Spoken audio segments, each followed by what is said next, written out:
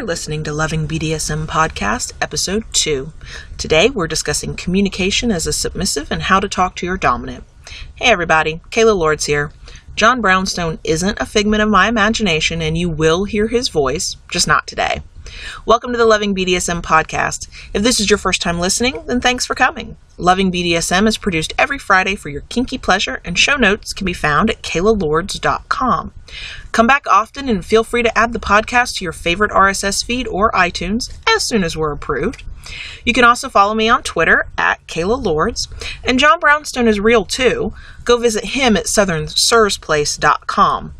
All links are in the show notes. Now let's get into the show.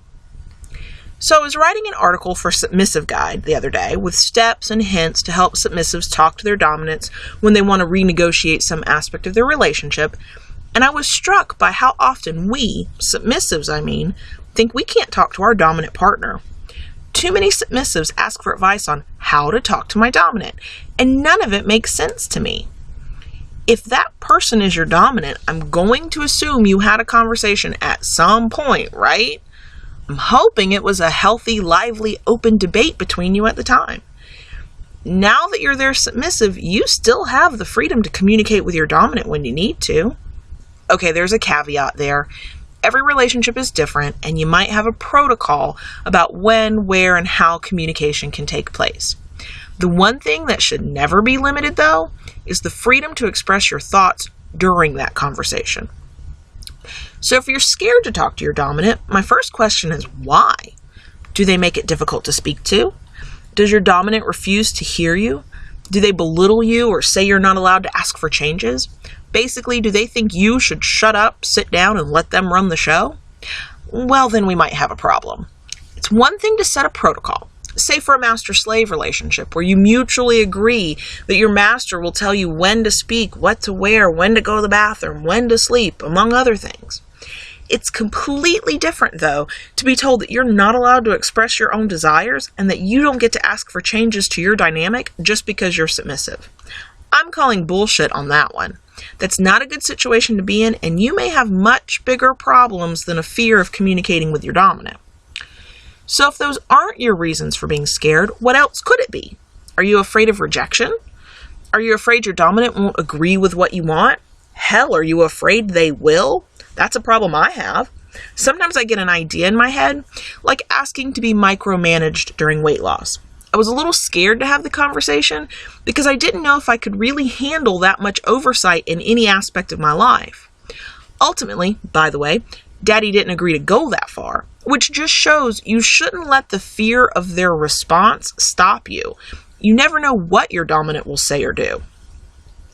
I say try to ignore your fear of rejection. Hello, you're in a kinky relationship with someone who considers themselves a dominant.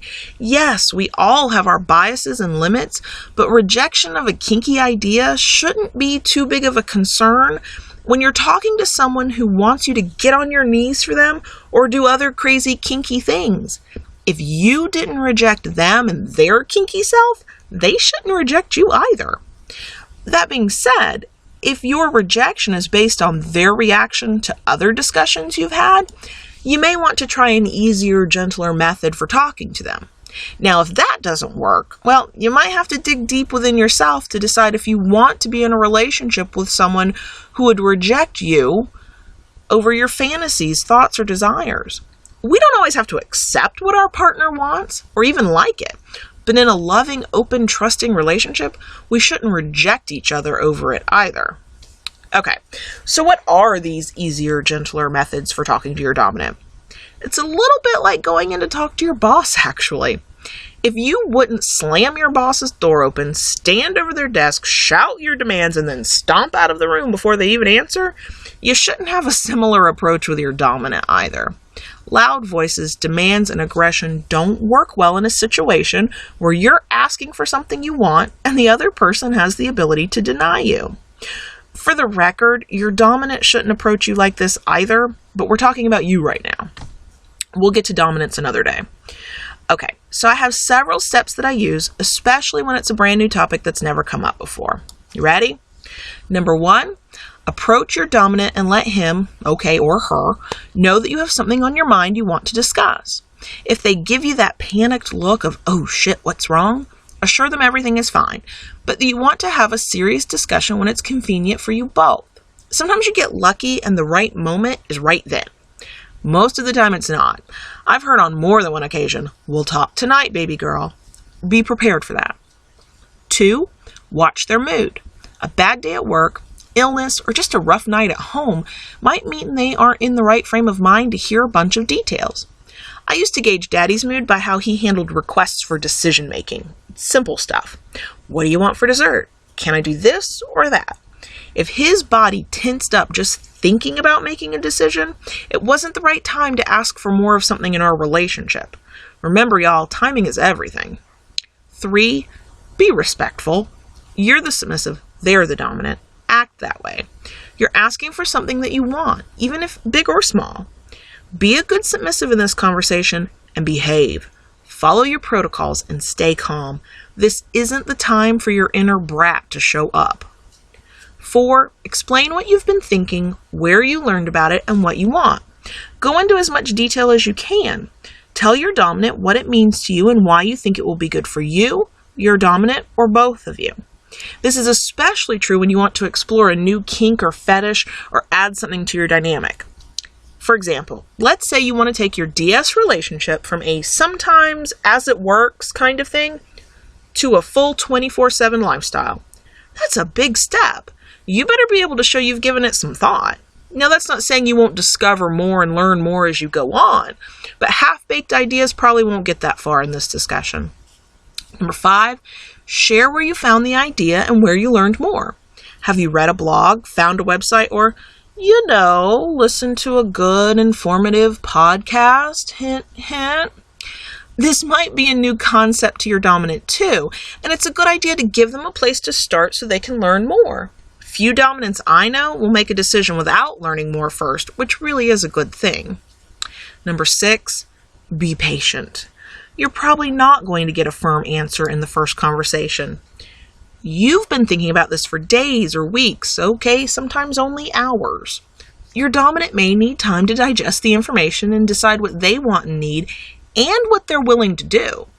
Give them that time. Don't get pushy and start demanding answers. Although after a few days, it's perfectly okay to ask if they've had enough time to make a decision yet. Finally, understand that you've given your dominant control and you've brought something to them for their decision. This means you accept that they get to say yes or no. Can you handle it if the answer is no? Are you willing to accept a compromise? When I asked Daddy to micromanage my diet and exercise routines, he said no. Rather, he never gave a firm answer, which was the same as a no.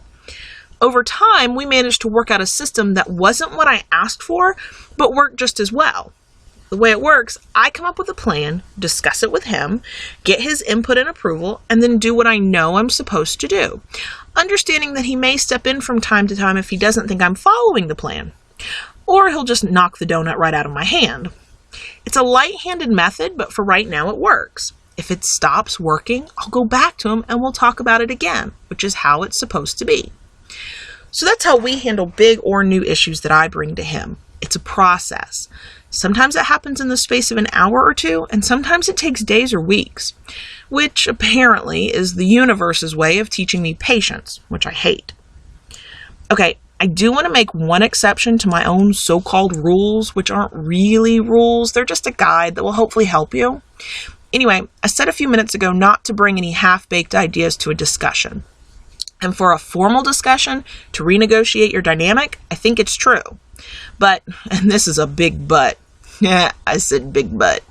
Anyway, it's perfectly okay to share a vague idea with your dominant and see where it goes. I do this all the time to Daddy.